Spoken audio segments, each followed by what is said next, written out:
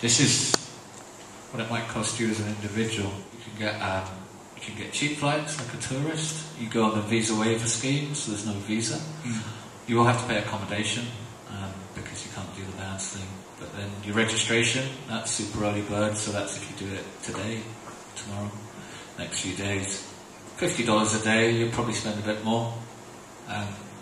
Notice there's no beer or anything else on there. I'll leave that one up to you. And then taxis, you can use the airport, the shuttle bus, especially if you stay out of town, but you will need to pay your ground transport, obviously, to the airports and trains.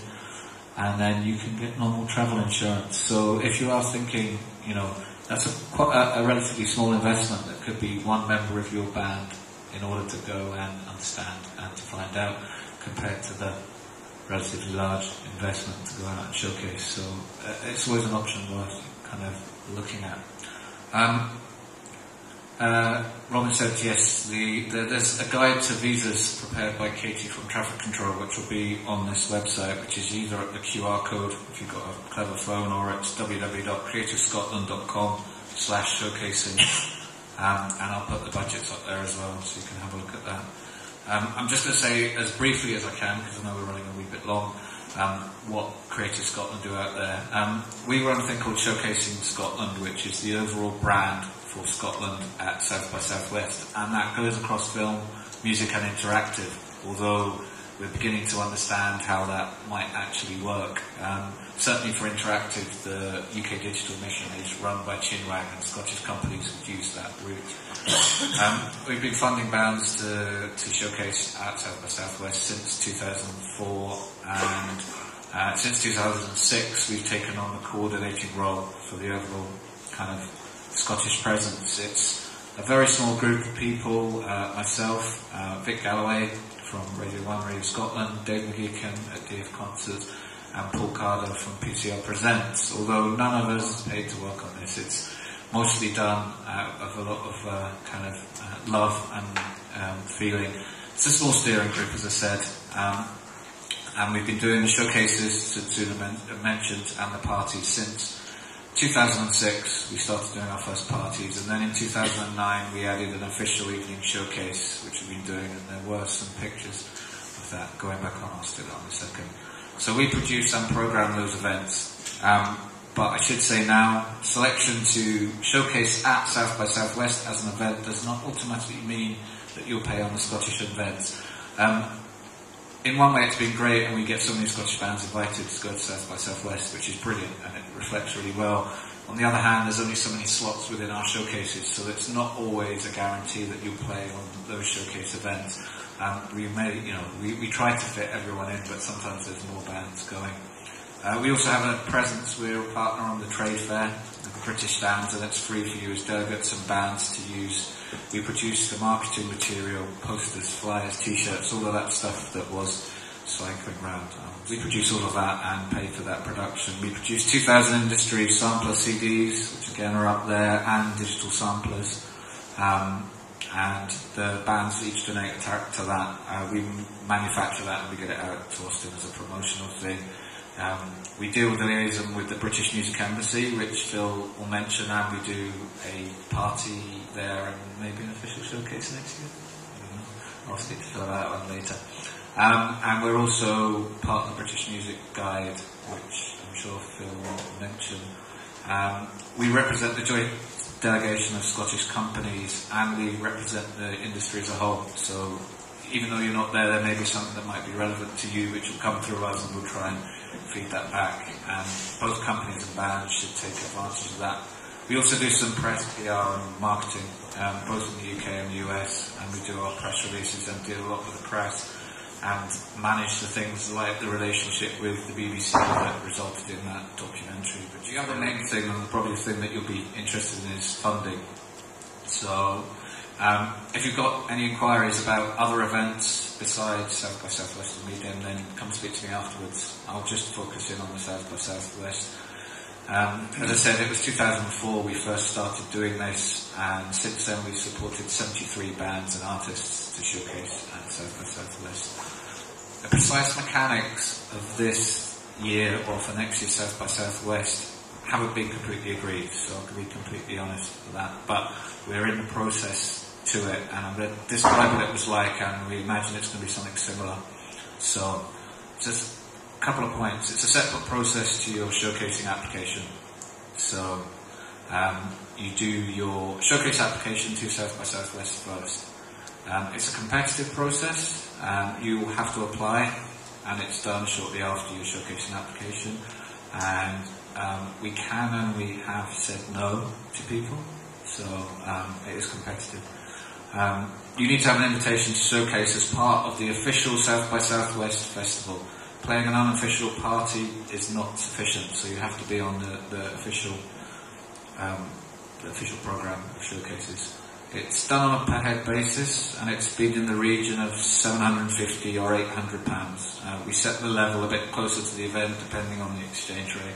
So Zuna said that some years it's beneficial, and it's looking quite good at the moment, but who knows where we'll be in March. So also the cost of flights and things can be variable. So an additional head is available to your manager if your manager is a company or is set up that way and is based in Scotland. So in terms of what we're looking for artists that have got a good reason to go to South by Southwest, who've got some clear business and career development aims for the event, and a decent plan to achieve them. People are ready and able to do business internationally, or it can just be doing business in the UK, building up those festivals and stuff.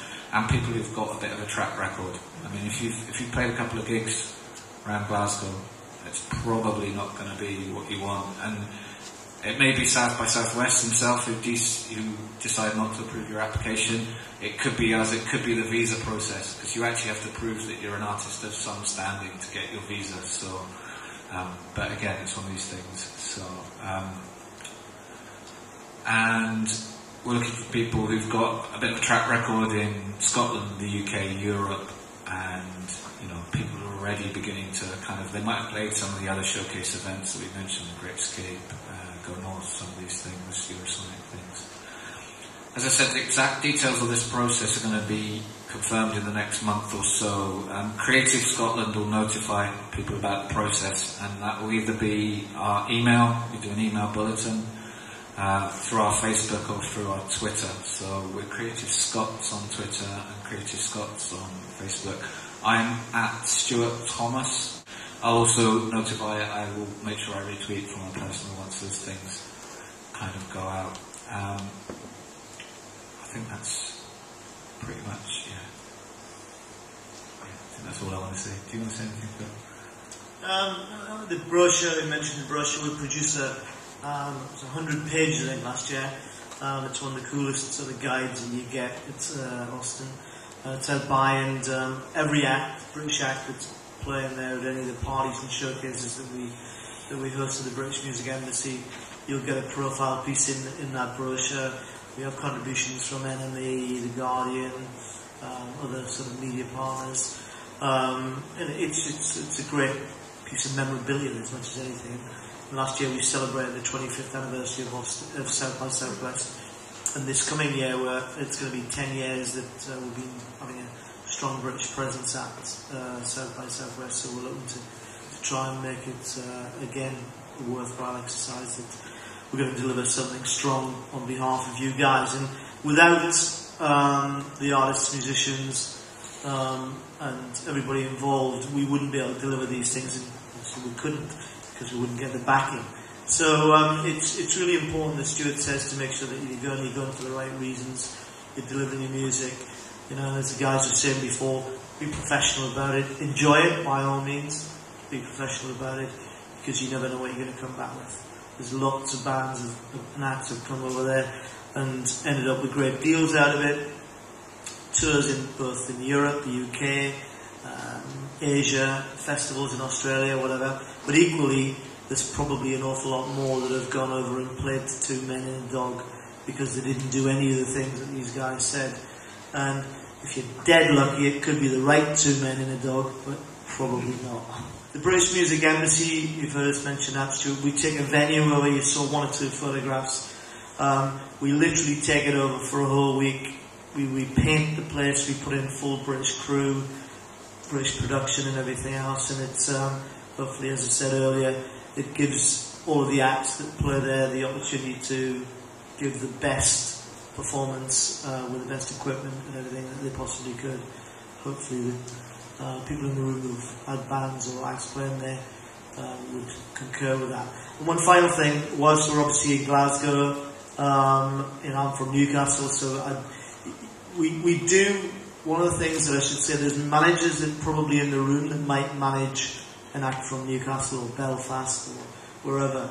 Now, you're not going to get on the Scottish Showcase with those acts, but you could get on one of the other parties that Northern Ireland do, or the northwest of England, or the northeast of England. So there's lots of different opportunities there, so think about that as well. If you've got acts that maybe aren't Scottish, that you want to try, that you're thinking about getting over there, you know, and you want representation and try and help get profile. And use all of the people that have stood up and spoken tonight. You know, as they said, the networking part of our business. When I started in the music industry with bands and then DJing, and then I went into plugging. I used to come up to Glasgow to plug at Radio Clyde and Radio Forth and Edinburgh and stuff. And that was the first thing I really learned. It's all about networking. You've got to know these people. You know, as they were saying, get in their faces and politely, of course. You know, and play on the Scottish angle. It works.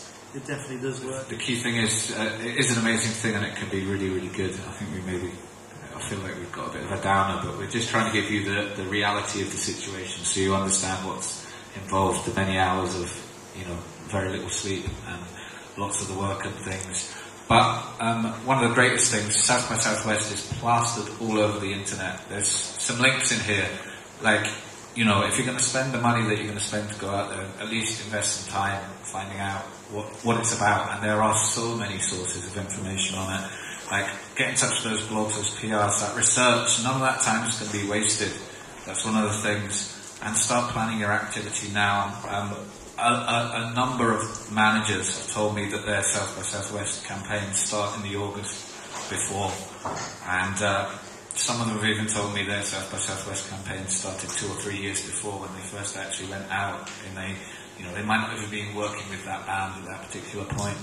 But all of this, it's not wasted time. This time's all valuable. And seriously consider, you know, maybe sending one of your band, or if you're a manager, going out and having a look yourself. What I should say, one of the things, we are going to do an additional event for those bands who have been invited, so we'll cover some more nuts and the bolts of what you might want to do, and this is based on some of the feedback that the guys have given us last year, so that will probably be, I don't know, November, something like that, maybe December, maybe November. So it depends when we get the invitations, but when we start to get those things in. So it will be a smaller event, and it will deal with much more of the nuts and bolts. I think all that remains is to say thanks to everyone for coming tonight. Thanks to all you guys for coming as well. Source of information again, creativescotland.com/showcasing, or get it off the QR codes. Thank you.